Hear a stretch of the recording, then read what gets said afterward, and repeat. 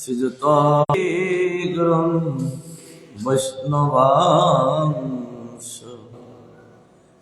শ্রীরূপং সাগ্রজাতং সহগণ রঘুনাথ নিবিতং তং সজীবং সাদ্বৈতং সাবধূতং পরিজন সহিতং কৃষ্ণ চৈতন্য দেবং শ্রী রাধা কৃষ্ণ পাদান সহগণ ললিত শ্রী বিশাখান্বিতাংশ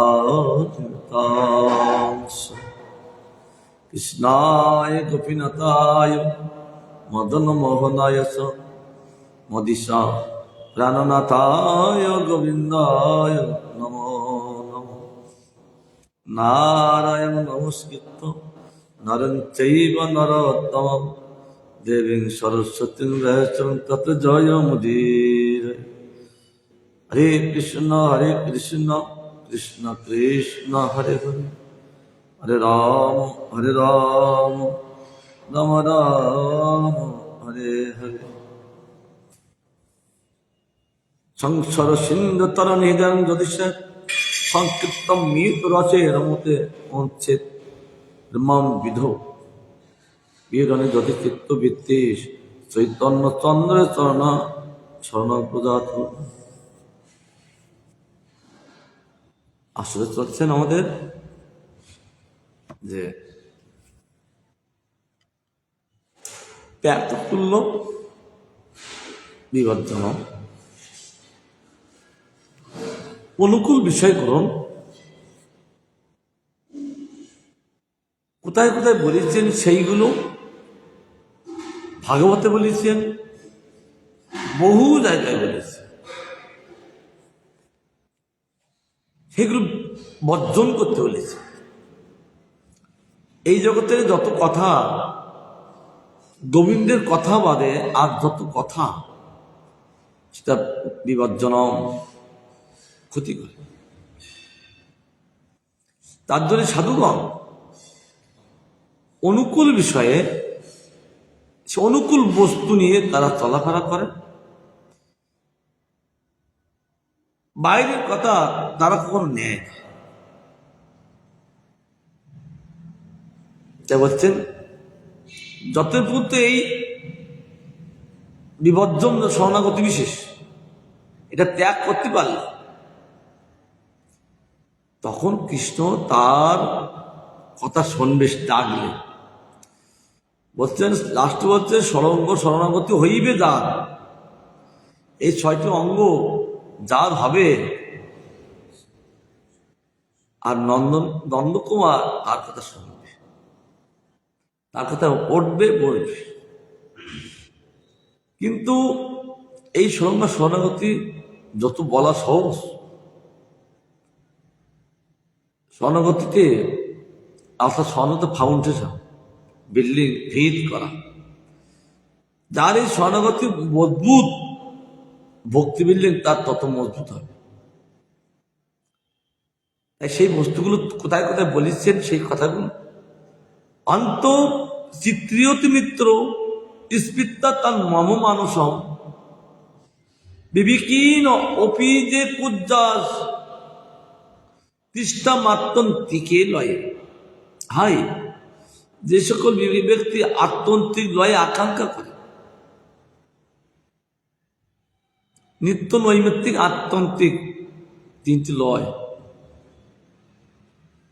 প্রতিনিয়ত আমাদের আত্যন্তিক লয় হচ্ছে খণ্ড প্রলয়, প্রতিনিয়ত অটোমেটিক হচ্ছে।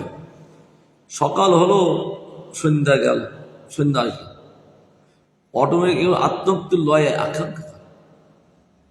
এমনি তো তাদেরকে স্মরণ করে আমার মন বড়ই বিস্ম বোধ হইতে করিতেছে। হে ভগবান, যারা এই আত্মত্ব লয় আকাঙ্ক্ষা করেন তাদেরকে স্মরণ করে মন বড়ই বিস্ময় বোধ করিতেছে। কারণ কি করেন কিনা, কারণ এত সুন্দর দেহটা পেয়ে দুর্লভ মানুষ তো লাভ করে করছেন তাকে।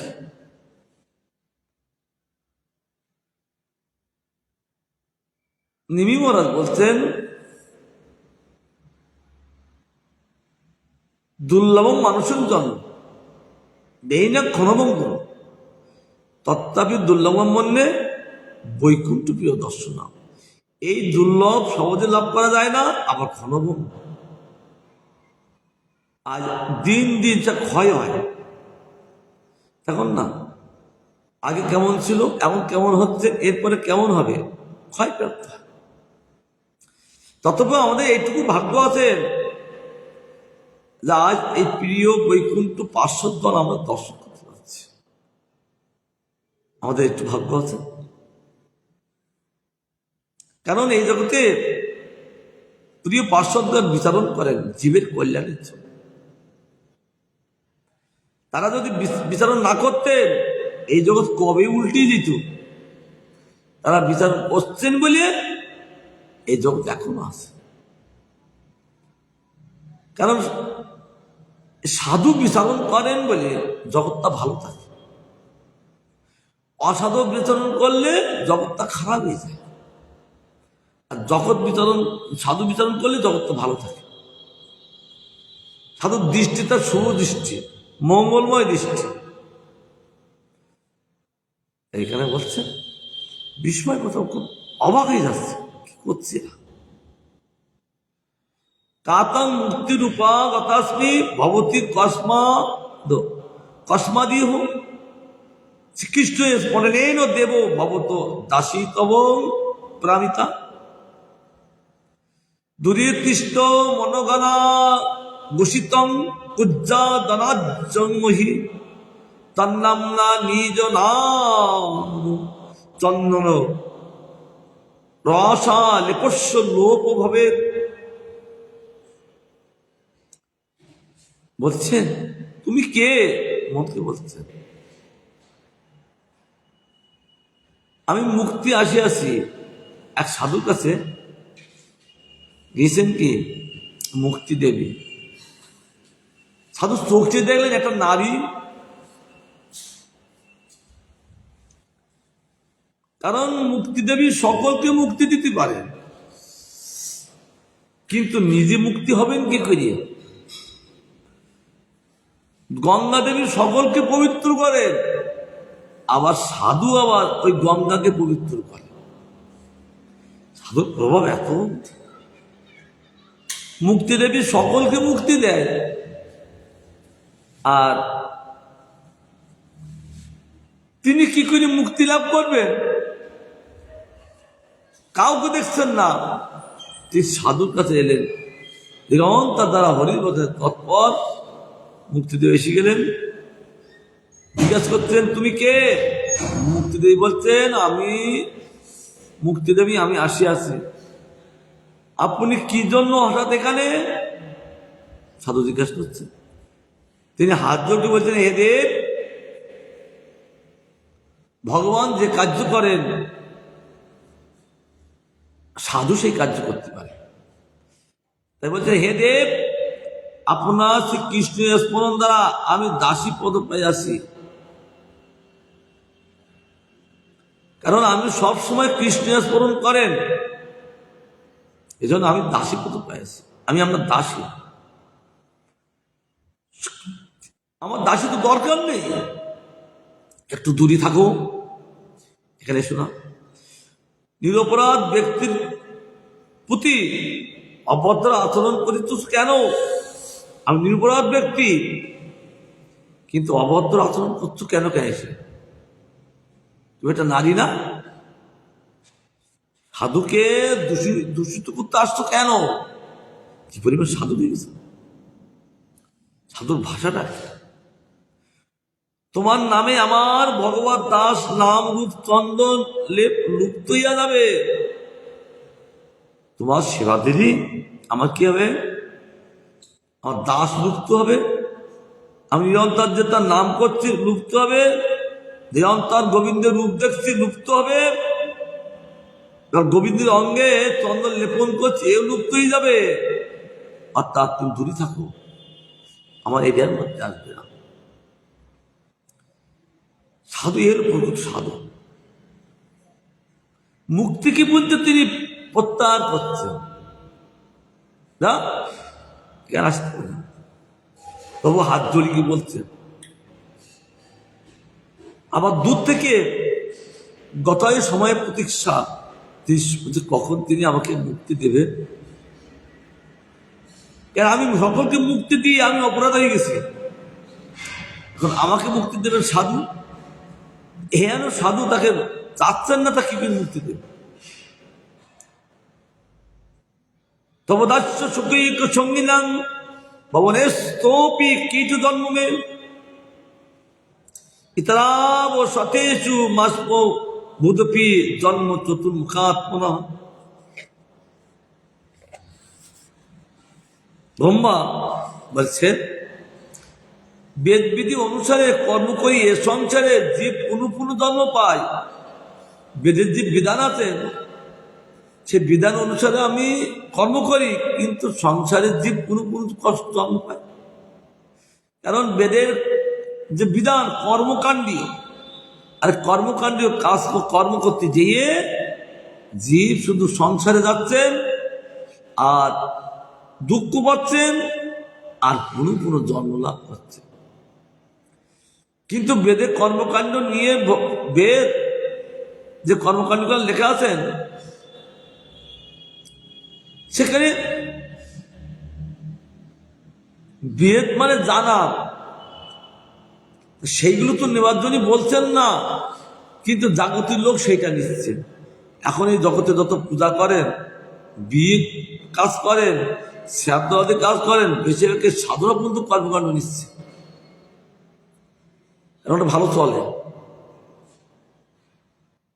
কিন্তু গোয়ালভট্ট গোস্বীপাদ সেটা দেখায়নি। এই সাধুদের ছেলে মেয়ে বা সাধুরা মারা গেলে তাদের কার্য করার জন্য গোপালভট্ট গোস্বামীপাদ বিধান দিয়েছেন কি সৎক্রিয়া সাদ্দীপিকা, কি সকল এদেরকে উদ্ধারের জন্য বিধান দিয়েছেন, শাস্ত্রের বিধান। কিন্তু এখন কি কর্মকাণ্ড কেন সমস্ত সবাইকে আমরা উদ্ধার করছি, শ্রাদ্ধ করে বেড়াচ্ছি, ব্যবসায়ী কর্মকাণ্ড কিন্তু না। একমাত্র বৈষ্ণবদের বিবাহ ছাড়া, বৈষ্ণবদের শ্রাদ্ধ ছাড়া ওই সৎক্রিয়া বা গ্রন্থ গোপালভট্ট গ্রন্থ লিখিনি, একমাত্র বৈষ্ণবের জন্য ওই ক্রিয়াটা। কিন্তু সেই ক্রিয়া এখন অনেক জায়গায় লাগানো হচ্ছে, অবৈষ্ণবের মধ্যে লাগানো হচ্ছে। আর লাগাতে দিয়ে কি হলেন, ওম বিষ্ণুবাদ ভক্তি কুসুম সৈন্যস্বী মহারাজের প্রথম শিষ্য রাধা বিনোদ প্রভু, পরবর্তী নাম হয়েছিলেন দণ্ডী মহারাজ। উনি রিসার্চে থাকতে কলকাতায় কালীঘাটের পাশে, তখন তো এত লোকসংখ্যা ছিলেন না, উনি সাইকেলে গিয়েছিলেন একজনের বাড়িতে শ্রাদ্ধ করতে। আর তিনি যখন আসছেন আর যাকে শ্রাদ্ধ করেছেন, আর এই ব্যক্তি শ্রাদ্ধ করে আসছেন, আর যাকে শ্রাদ্ধ করেছেন তার সামনে দাঁড়িয়েছে ওর কঙ্কাল পুরুষ। সে তো বলছে তোকে আমি এবার শ্রাদ্ধ করবো, তুই আমার কি শ্রাদ্ধ করবি, তুই তোর কি সাধন বদন আছে আমাকে উদ্ধার করা, তোকে আমি উদ্ধার করবো। এইবার সাইকেলের পরি গিয়ে ভয় পেয়ে আর মঠে কোন রকম আসলেন, অসম্ভব জ্বর। আবার ডাক্তার দেখে আমি শুয়ে আছি, গুরু মহারাজ আছেন, গরমের সময় আমি তিনতলায় আছি, রাত্রিতে কোনো আকাশে কোনো মেঘ নেই, ঝড়ও নেই, কিন্তু অর্ধরাত্রে ওই জানলাগুলো দ্রুম দাম দ্রুম দাম। আমার তো এরকম গিয়েছিল না। আমি বলছি কি ব্যাপার, আমার রাতে ঘুম হচ্ছে না। আমি এবার জানলার পরে দেখছি না, আকাশে তো ভালো তারা আছে, কোনো ঝড় নেই, মেঘ নেই। তো ওই যারা থাকেন তাকে তো জিজ্ঞাসা করছে কি ব্যাপার বলুন তো, এরকম ভাবে রাত্রিতে ধুম ধাম করছে কেন? ওই যে শ্রাদ্ধ হয় তারা তো উদ্ধার হয় না, তখন ওই আল্লাহ ধুম ধাম করে। যিনি শ্রাদ্ধ করবে তার অতি শক্তি চাই। এই বেদের বিধান অনুসারে যেসব কর্ম করছি শুধু সংসারে করছি, কোনো দিন জন্ম পাচ্ছে,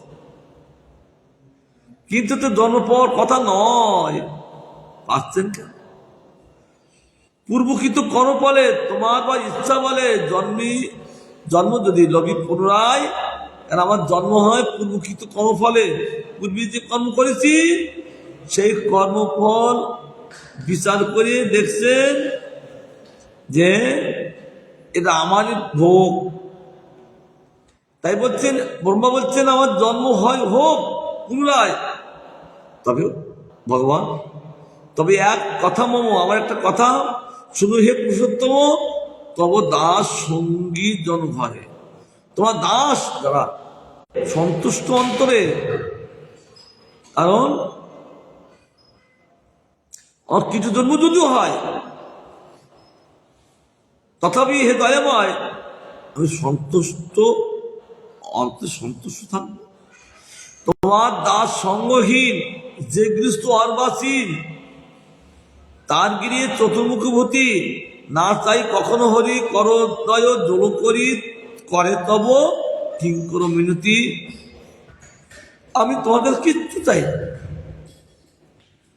কারণ জীবের কর্মফলনে জন্ম হবে, তার জন্য আমি চাই, হাত জোর করে বলছি, এই অধমকে আমার কিঙ্কির করুন, কিঙ্কর দাস করুন, তাতে আমার জন্ম হোক, কিন্তু আমার দাস করিয়ে দিন।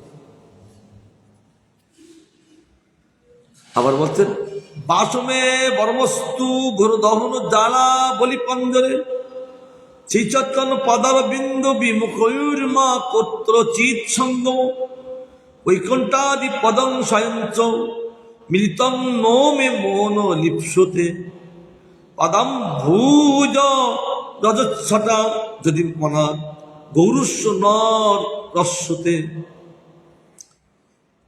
গৌর সুন্দর তিনি চৈতন্য চন্দ্রামৃতে পরস্পরানন্দ সরস্বতীবাদ গৌর সুন্দরকে বলছেন, ঘোর অগ্নিজ্বালা পিঞ্জর মধ্যে বরং আমার বাস হোক, তথাপি চৈতন্য পার্বত্য বিমুখজনের সঙ্গ কোথাও না হয়। আমি অগ্নিতে জ্বালা সহ্য করতে পারি, জ্বালা জ্বলবো, পিঞ্জর মধ্যে খাঁচার মধ্যে আমার বাস হোক। হে গৌর সুন্দর, তোমার বিমুখজনের সঙ্গ কোথাও না হয়। তোমাকে ভজন করে না, তারা বিমুখ, তার মানে এইটুকু আমি আশা রাখছি তার সংবোধন আমার কোনোদিন না হয়। যদি গৌর পাদপদ্মে পরাগ করার কিঞ্চিত মাত্র রস না পায়, তবে স্বয়ং মাগত বৈকুণ্ঠতি পদ আমার চিত্ত ইচ্ছা করে না কিঞ্চিত পরিমাণে। গৌর পাদপদ্মে পরাগ থাকে না মাঝখানে মধু, কারণ ফুলের পাউড়িতে মধু থাকে না, মধু থাকে পরাগে। মৌমাছি সেটা ওই পরাগ থেকে মধু পান করে, আর এখন গৌরী পাদপদ্ম তিনি পদ্ম স্বরূপ, ওই পরাগ একবার সামান্য কিনছে। আমার যদি রস পান না হয় তবে আমার বৈকুণ্ঠ আমি চাই না, আমার ইচ্ছা করি না। বৈকুণ্ঠে এত সুযোগ নেই, কেন অফিস না, বৈকুণ্ঠ পদ আমি চাই না, সেটা অফিস। ওখানে যে কি করব, ও আমি চাই না। গোপকুমারও বলেছিলেন, বিরাট ভাগবতামৃতে তিনিও বলেছিলেন যে এইগুলো যদি আশা করছো, আশাটা পূর্ণ হবে কি করে? বৈকুণ্ঠ হবে না, এক হবে গৌর ধামে আর একটা হচ্ছে ব্রজ ধামে। সব আশা পূর্ণ করেন। এই দুটো ধাম সকলের আশা পূর্ণ করেন, অন্য কোনো ধাম তিনি পূর্ণ করেন না। আরেকটি শ্লোক বলছেন, দৃষ্টই সব জনিত মনুষ্য দোষই না প্রাকৃত মিয় ভক্ত জনস্য পশ্চেদ গঙ্গা ভূষণ খলু বুদ্ধ ফেন পঙ্কই ব্রহ্ম দ্রবত্ব মপগচ্ছতি নির্ধর্মই। স্বভাব জনিত আর বহু দোষে ক্ষণে অনাদার নাই করো শুদ্ধ ভক্ত জনে। পঙ্কাদি জলীয় দোষে কবু গঙ্গা জলে চিন্ময়ত্ব লোপ নয়ে সর্বশস্ত্র বলে। অপ্রাকৃত ভক্তদান পাপ নাই করে অবশিষ্ট পাপ যায় কিছু জন পরে। আমার স্বভাবজনিত হোক আর বহু দোষে হোক, অনাদর নাই করো শুদ্ধ ভক্ত দ্বারে। স্বভাবের দ্বারা আর বহু দোষের দ্বারা, দেহের দ্বারা, বহু দেহ কখনো শুদ্ধ ভক্তকে অনাদর করা যাবে না। কি হবে? পঙ্কাদি জলীয় দোষী কবু গঙ্গা জলে, অর্থাৎ গঙ্গায় যে কাদা থাকে, পঙ্কাদি কাদা, কখনো দোষে কি জলীয় দোষে গবু গঙ্গা জলে, গঙ্গা জল ঘোলা থাকে, চিনবার তো লোভ নাই সর্বসত্যি। কিন্তু এই পঙ্কাদি জলে থাকেন, কাদাই থাকেন, ঘোলা জলে থাকেন, তবে চিন্ময় তো তার স্বাস্থ্যের লোভ হয় না। তবে কি অপ্রকৃত ভক্তগণ পাপ নাই করে, অপ্রকৃত ভক্ত তারা পাপ নাই করেন। আর যদি কোনো পাপ থাকেন অবশিষ্ট, তবে সেও নষ্ট যায় কিছুদিন পরে। আর সেই ভক্ত যদি কোনোদিন পাপও করে, সে ভগবান শোধন করে, কারণ অজ্ঞাত হয়েও যায়। আমাদের জগতে অজ্ঞাতভাবে খুব পাপ হয়, এমনি অজান্তে 5 জায়গায় পাপ হয়। কি কি? চলার পথে ঝাড়ু দিলি, রান্নার কাঠে, আর যেখানে কলসি রাখায় আগের দিন মাটি কলসি, ওখানে ভিজি জায়গায় খুব অনেক প্রাণী আশ্রয় নেয়। যখন কাজ করা হয় তখন অনেক প্রাণী মারা যায়। অজানবশত এগুলো অপরাধ হয়ে যায়, অনেক জীব মারা যায়। সত্যি আমার দেখে চলছি, আমার মতো হেঁটে চলছে, কত জীব চলছেন ওখানে, প্রাণান্তর হয়ে যান, অপরাধ হয়, জীব হত্যা। তবে এর থেকে রেয়াই হবে কি? সাধু সকালবেলা উঠে বলেন, এ ভগবান, চলাপথে অনেক অপরাধ হবে, কিন্তু আমি ক্ষমা করে নেবে। আমি জ্ঞাত না, অজ্ঞাত ভাবে হচ্ছে। তার জন্য সেই ভক্তদের তিনি পাপ নষ্ট করে দেন। পর স্বভাব কর্মাণি য প্রশংসতি নিন্দতি না আচুর ভস্যতে সত্তা সত্তাবিনিবেশত।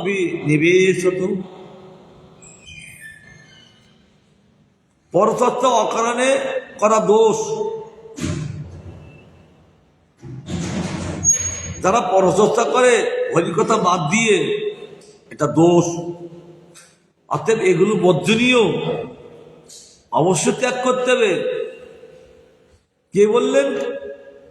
কৃষ্ণ কইলেন উদ্ধব, পরের স্বভাব ও কর্মশৈলী প্রশংসা বা নিন্দা করিবে না।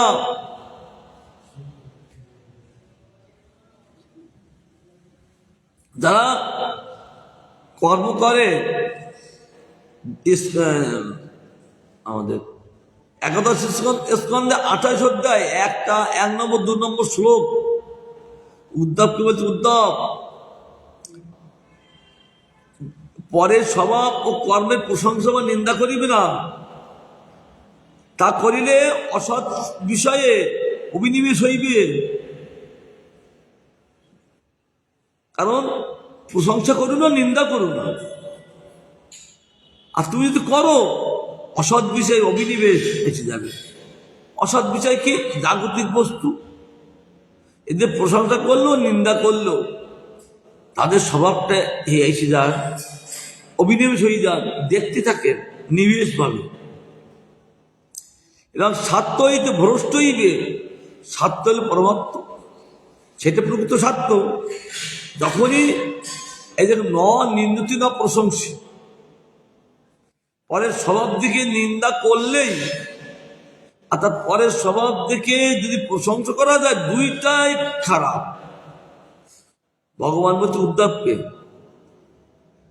তা কি হবে? ভগবান বলতে করি দেখো, অসৎ বিষয়ে অভিনিবেশ হয়ে যাবে, সেইটা তুমি দেখতে থাকবে। আর তার প্রবল এত শক্তি, তার তোমার স্বার্থ হইতে ভ্রষ্ট করে দেবে, আর গোবিন্দ ভজন করতে পারবে না। তাই সাধু সাবধান, ঠিক করি অবদান। আমি আবার বলছি, অন্য কাউকে সাবধান বলেননি, সাধুকে সাবধান থাকতে বলেছি। ঠিক করি অবদান, আমি আবার বলছি, এইগুলো মেনে চলবে। কারো প্রশংসা করতে যেও না, কারো নিন্দা করতে যেও না। বাহ! পাশাদ পাত্তা বেশ্যা বিসিজ মতি সর্বস্ব হরণী কথা মুক্তি ব্যাগ্রানা সিনু কিল সর্বাত্ম গিলনি। রঘুনাথ দাস ও বলছেন, অপি ত্যাক্তাল্লস্মি প্রতি রতিমিত বমনয়নে ভোজে রাধা কৃষ্ণ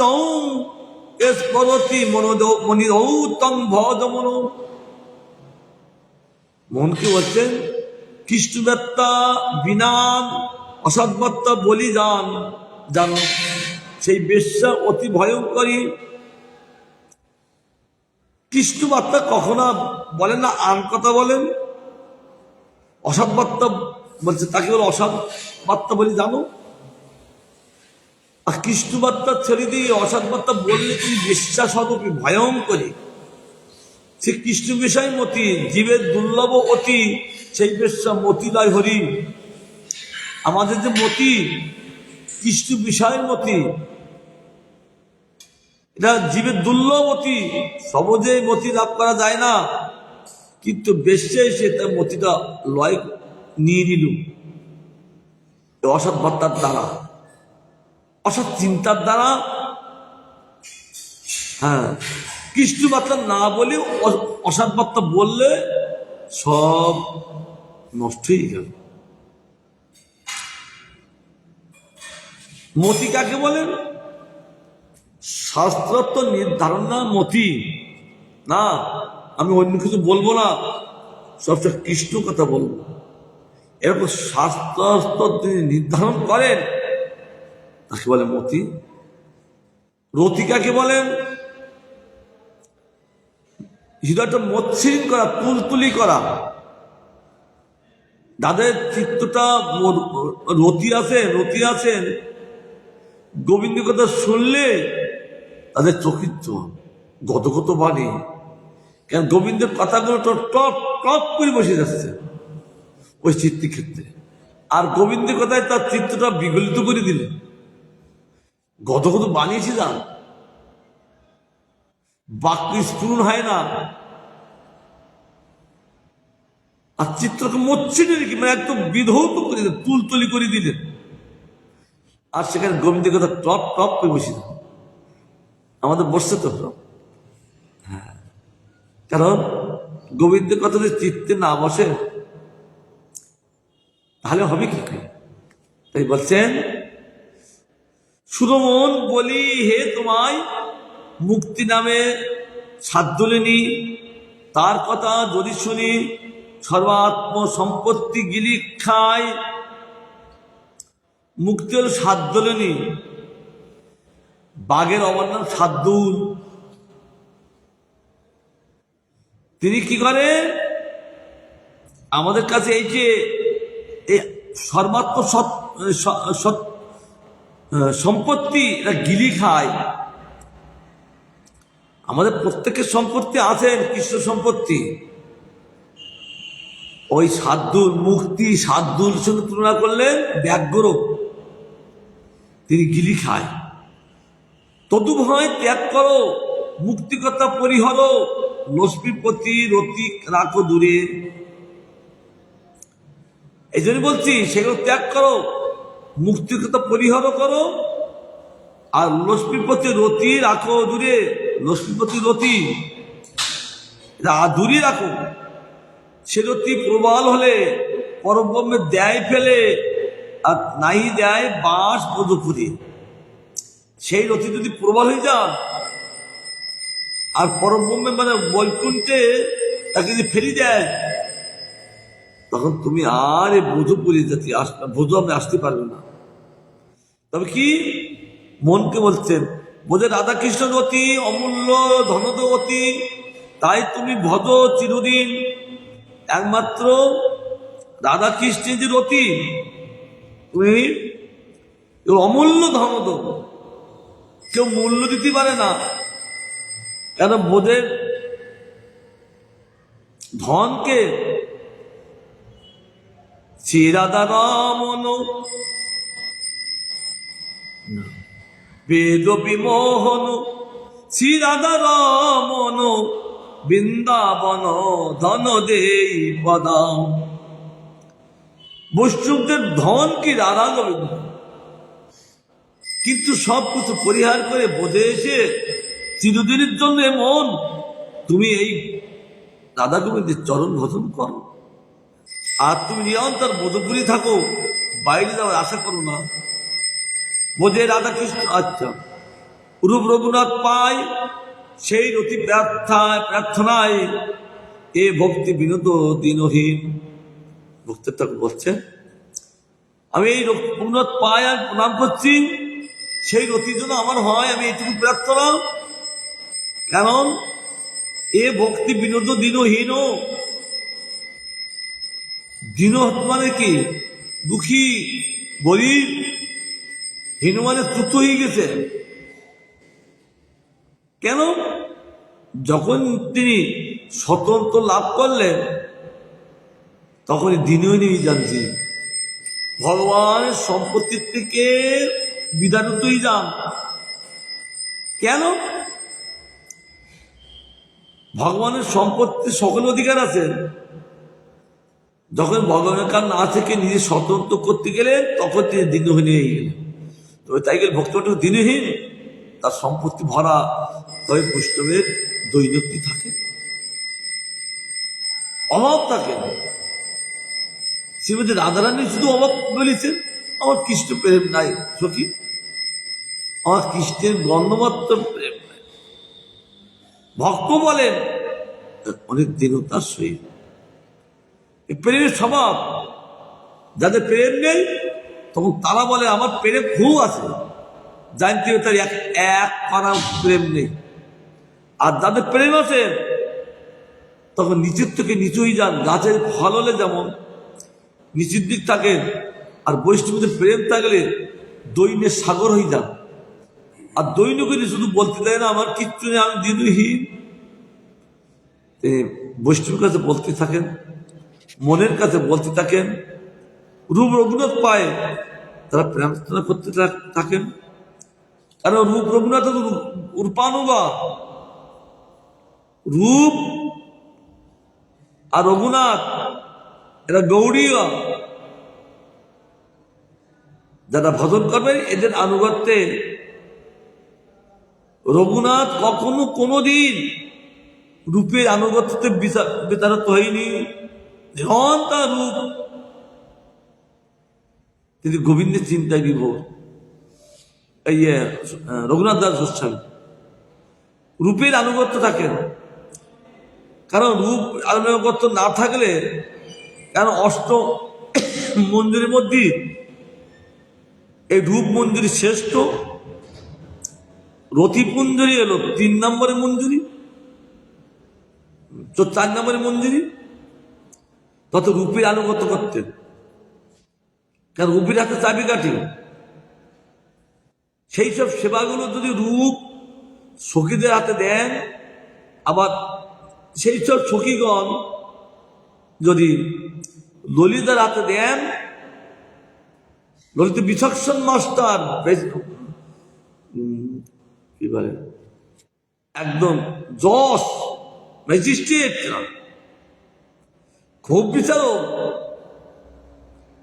ওই সেবাটার কোনো ত্রুটি হয়েছে কিনা, কোনো তার দোষ আছে কিনা, কিভাবে করেছেন, আগে বিচার করবে। যদি ভালো হয় তবে ওই সেবাটা রাধারানীর হাতে যাবে, আর রাধারানীর হাতে গেলে নিশ্চিন্ত যে গোবিন্দের সেবায় হবে, 100% গ্যারান্টি। এই জন্য রঘুনাথ দাস গোস্বামী পাদ তিনি রূপের আনুগত্য থাকতেন। আর রূপের আনুগত্য না থাকলে সেবা উপর মহলে যাবে না, আর ওপর মহলে না গেলে সেবায় ধন্য হতে পারবে না। তা চেন সৃষ্টির ওপরে মহলে যাচ্ছেন রূপ গোস্বামী পাদ, তিনি সুদেবীর হাতে দিলেন, সুদেবী সখী রঙ্গদেবীর হাতে দিলেন, রঙ্গদেবীর সখী ইন্দ্রলোকের হাতে দিলেন, ইন্দ্রলোকের সখী তুঙ্গবিদ্যার হাতে দিলেন, তুঙ্গবিদ্যার সখী চিত্রার হাতে দিলেন, চিত্রার সেই, এরা সব যশ, সব বিচার করে না দোষ আছে, দোষ নেই। আবার তিনি চম্পলতার হাতে দিলেন, সেও বিচার করছেন। একটা জিনিস মানে কত বিচার। তিনি বলছেন না ভালো আছে, এটা সে বিশেষের হাতে গেলেন, বিশেষ আবার সেও তিনি একজন ম্যাজিস্ট্রেট, হ্যাঁ দেখলেন। তারপর ললিতার হাতে গেলেন, ললিতার আরো বিচক্ষণ,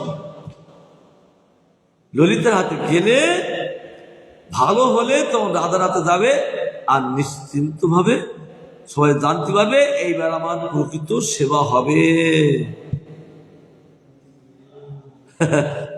এখানে এত বিচার দিলেন। তাই এই প্রেমে মধ্যে থাকে দৈন্য, কারণ যার প্রেম আছেন তার দৈন্য আছেন। কারণ ব্রহ্ম তো সৃষ্টিকর্তা, এই দেহটা একটা ফ্রেম, ব্রহ্মটা কুমার, পালমশাই, পালমশাই ফ্রেম করে না। যারা এই মানুষ মূর্তি করেন, পূজার সময় দেখবে দেবীদের মূর্তি করে, ওরা ফ্রেম করে, কিন্তু প্রাণ প্রতিষ্ঠা কে করেন? গোবিন্দ। আমাদের ব্রহ্ম ফ্রেম করেছেন, কিন্তু প্রেম নেই। প্রেম না হলে ধন্য হবে না। তার জন্য তিনি সুন্দর করে বললেন এতে যে ভক্ত বচামৃত বিবর্জন সমাপ্তি। এখন পঞ্চম অধ্যায় দেখছেন ভক্ত বচনামৃত দর্শত্বীতি বিশ্বাস। তুমি আমাকে বিবাহ করছো, আমাকে রক্ষা করবে তো, এরকম তাদের সন্দেহ, তাদের বিশ্বাস থাকে না। কিন্তু তারা ভক্ত হবে একনিষ্ঠ বিশ্বাস।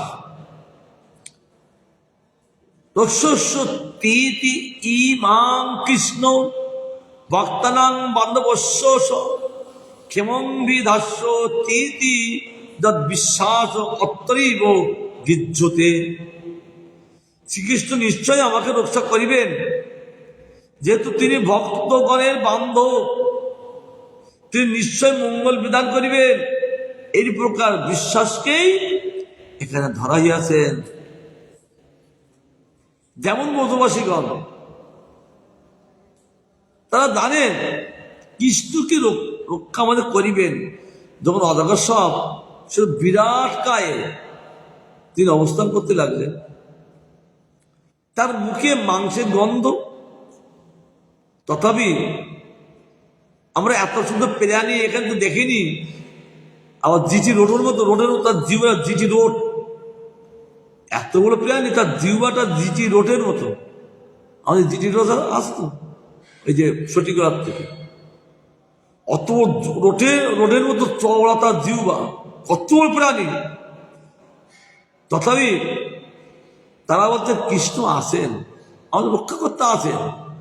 তথাপি সেখানে যেই দেখি কৃষ্ণ নিষেধ করছেন, এই ওটা খেলার জায়গা নয়, একটা অসুর। তথাপি তারা শুনলেন না। শ্যামশ্যাম हमारा सरकार हम द्वार का है, शमशुद्दर सरकार हम है, तो किसी लिए हमको डरते हैं, हमारा डर नहीं है। এই প্রকার বিশ্বাসকে এখানে ধরাই আছে যে তাদের এত বিশ্বাস যে আমাদের রক্ষা করবে। কারণ প্রতি পদে পদে যখনই বিপদে পড়তেন কৃষ্ণকে ডাকতেন, এসে রক্ষা করতেন। তারা জানেন কৃষ্ণ ছাড়া আর জগতে আসেন কে রক্ষা করার। এরকম যারা মেনে চলেন তারা নির্ভয়ে ঘুমান, তাদের আর অন্য কোনো চিন্তা নেই। কেন? রক্ষাকর্তা তো আছে। তারা চলতে থাকেন। আরেকটি শ্লোক, মত্ত মিত্ত বেলা ভীত পলায়ন লোকান সর্বাং নির্ভয়ং নাদ্য গচ্ছ তৎপদম ভুজং প্রাপ্য যদি ছায়াধ্য সুস্তু শ্বেতে মৃত্যু রসমা পৈতি। দেবক্যা বচ, দেবকী বলছেন, হে ভগবান, মত্তপুরুষ মৃত্যুরূপ কালসর্প হইতে ভীত হইয়া নিখিল লোকে পলায়ন করিও নির্ভয় প্রাপ্ত হয় না। যখন তাদের সে কারাগারে ভগবানকে দেখলেন, অপূর্বতার স্থিতি করলেন, তখন দেবকী দেবী বলতে লাগলেন, হে ভগবান, মত্তপুরুষ মৃত্যুরূপ কালসর্প হইতে ভীত হয় না, ভীত হইয়া নিখিল লোকের পলায়ন করিয়াও নির্ভয় প্রাপ্ত হয় না। সমস্ত লোকপালে যে পলায়ন হচ্ছেন কিন্তু নির্ভয় প্রাপ্ত হচ্ছেন না। কে রক্ষা করবে তাকে? পরন্তু অদ্য দদিচ্ছাক্রমে ভবদীয় পদবত্ত প্রাপ্ত হইয়া সুস্থ চিত্তে শয়ন করিতে সমাপ্ত হইয়াছে এবং মৃত্যু তার নিকট হইতে দূরীভূত হইয়াছে। আমি এরকম দেখতে দেখতে এখন দদিচ্ছাক্রমে দেখলাম আপনার পাদপদ্ম। যখনই আমরা পাদপদ্মে প্রাপ্ত হইলাম তখন সুস্থ চিত্তে আমি শয়ন করতে সমর্থ হয়ে আছি এবং মৃত্যু তার নিকট হইতে দূরীভূত হয়ে আছে। আর কোনো ভয় নেই। গোবিন্দ সিংহস্বরূপ, তার কাছে অন্যান্য প্রাণী তারা স্থান পায় না, সেখানে থাকেন না, ভয়তে পালিয়ে চলে যান। এই মৃত্যু তদ্রূপ ওই গোবিন্দকে দেখে দূরীভূত হইয়া যায়, পালিয়ে যায়। না না না না, এখানে আর থাকা যাবে না। কারণ মৃত্যু চলতে কার কাছ থেকে? মৃত্যুটা কর্মচারী, ভগবানের কর্মচারী, তিনি আদিকাল, মৃত্যু অপর্ণা কাল, আর কালেরও কাল গোবিন্দ। তিনি যেখানে থাকেন এই কাল দূরীভূত কি থাকে। কারণ না, এটা থাকা উচিত নয়। কারণ আমি মৃত্যু নিয়ে তাকে মৃত্যু দেবো, কিন্তু মৃত্যু হবে না তার।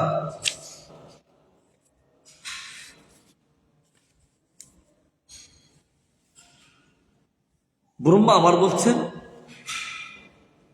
বিশ্বশ্চর্য স্থিতি লয় ভব হেতু রাধ্য যোগেশ্বরী রোপি দুর্তয়া যোগ মায় ক্ষেমং বিদাস্যতি সন ভগবান্স্ত্র ধীশ তত্র দিয় নিশ্চেন ক্যা নিহার্ত।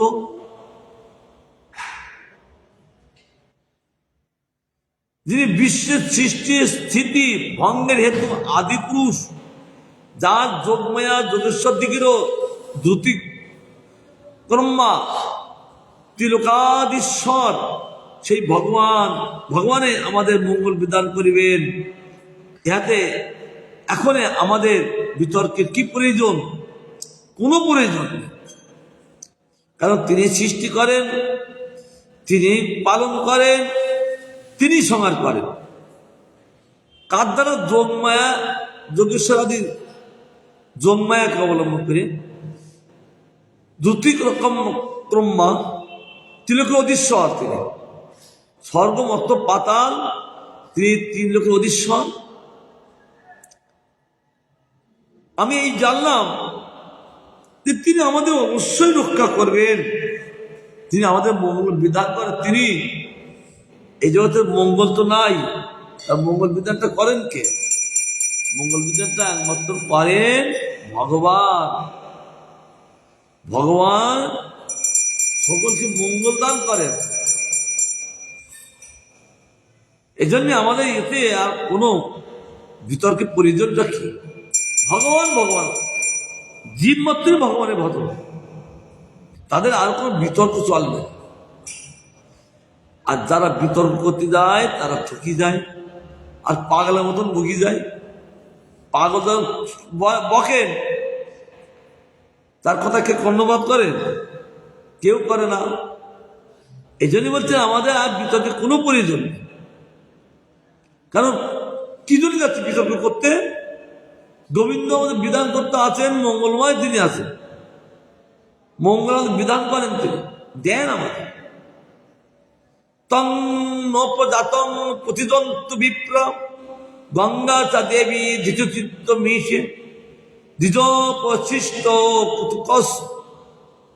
কুকস তক্ষবা দশত্ব লঙ্গায়ত বিষ্ণু গাথা। পরীক্ষিত মহারাজ বলছেন, বিপ্ররূপী আপনারা এবং গঙ্গা দেবী আমাকে স্বর্ণগত ও কৃষ্ণে জিত অর্পিত বলিয়া জানুন।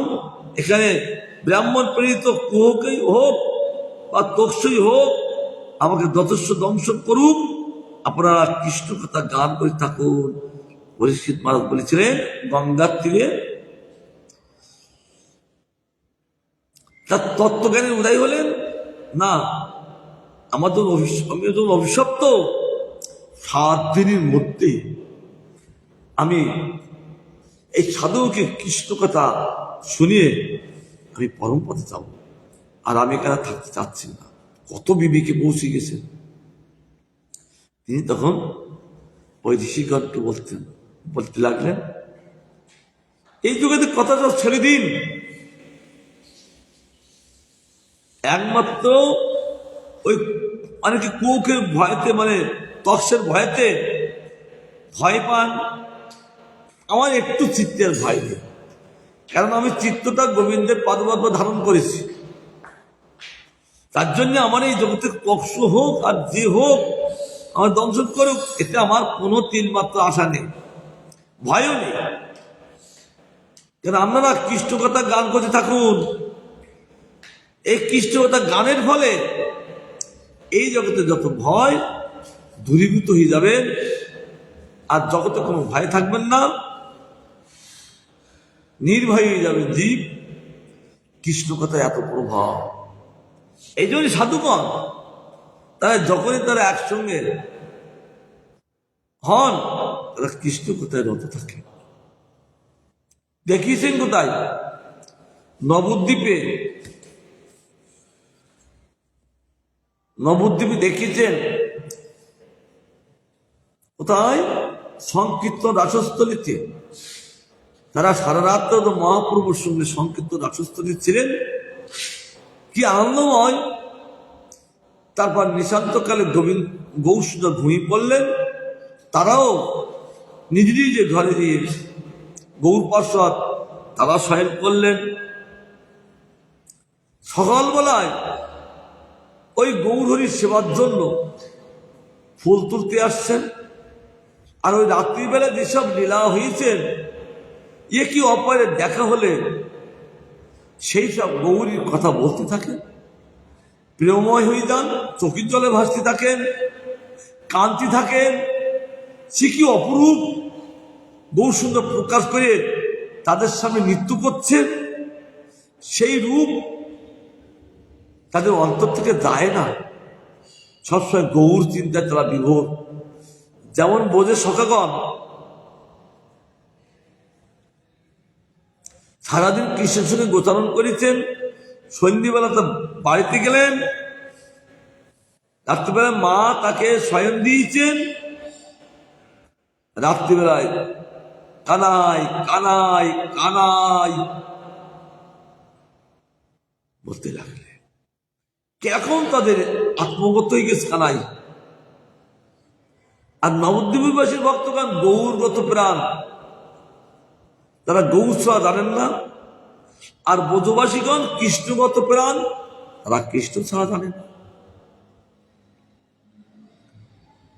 তা সেই গৌর ভক্তগণ সকালবেলা উঠে ফুলের সাজি নিয়ে ফুল তুলতে আসছেন কোথায়? ওই শিবাসঙ্গনে। সেখানে একটা বৃক্ষ ছিলেন, ফুল বৃক্ষ, নাম হলো কুন্দলতা। একটা দুটো গৌর পার্শ্বদ না, শত সহস্র কোটি ছিলেন কৃষ্ণের পার্শ্বদ, আর তারাও এখন গৌর পার্শ্বদ। এত পার্শ্বদগণ একে অপরের সাথে দেখা করে কি আনন্দে উল্লাস। আর তখন তারা অটোমেটিক কম্পিউটার মতন গৌর কথা বলতে বলতে চোখের জলে ভাসতে, কাঁদতে, প্রেমে গড়াগড়ি দিতেন, আরে ফুল তুলতেন। আর এই কত কুন্দলতা বৃক্ষ বলছে হাই হাই, আজ আমার কি আনন্দের বিষয়। আজ ভক্তগণ গৌর কথা বলতে বলতে প্রেমে গড়াগড়ি খাচ্ছে। এখন যদি আমি ফুল ফোটা বন্ধ হয়ে যায়, তাহলে আমি গৌর কথা শুনতে পাবো না। এই শিবাসনের একটা গাছ ছিলেন, গাছটা দেখতে পাই না কিন্তু আসেন। এখন অপ্রেগত চোখ ভগবান যদি দেয়, সেইগুলো সব আমরা দেখতে পাবো। সেই কুন্দলতা, সেই ভক্তগণের ফুল তোলা দেখতে পাবো। দেখতে পান বলে তো লেখারই শাস্ত্রে, অদ্যাপিও সেদিলা করে গোনা নয়, কোনো কোনো ভাগ্যবান দেখতে পারে পায়। এখনো সেই লীলা করছেন ভক্তগণ, সেইভাবে চলছেন অদ্যাপি, বলে এখনো অদ্যাপি শব্দ অর্থ হলো এখনো সেই লীলা হচ্ছে। দেখছেন কি কোনো কোনো ভাগ্যবান, অর্থাৎ সব ভাগ্যবান দেখতে পান। কারণ যার প্রতি ভগবানের করুণা হবে তিনি দেখতে পাবেন। বৃন্দাবন দাস ঠাকুরের করুণা হয়েছিলেন, আর তিনি সব লীলা দেখেছেন। আর চৈতন্য ভাগবতে তিনি বর্ণনা করেছেন, না দেখলে বর্ণনা হয় নাকি? তিনি বর্ণনা করতে লাগলেন। তাই বলছেন কেবল কৃষ্ণ কথা গান করে থাকুন। আর এমন সময় সুখদেব গোস্বামী পাঠ চলে আসলেন। 60,000 ঋষি তার দাঁড়িয়ে থেকে অভ্যর্থনা জানালেন। পরীক্ষিত মহারাজ বুঝতে পারলেন ভগবান ইচ্ছায় আজ আমাকে তত্ত্বে প্রতিষ্ঠিত করার জন্য মা ভাগবত এসে গেছে। তিনি দেখি বিনয় নম্র ভাবে হাত জোর করে একদম বলতে লাগলেন, আমাদের বহু সুন্দর কৃপা হলে আমরা আবার আস্বাদন করবো। তিনি প্রসন্ন হন। বাঞ্ছা কল্পতরুবশ্য কৃপা সিন্ধু এবত পতিতানাং পাবনেভ্যো বৈষ্ণবেভ্যো নমো নমঃ।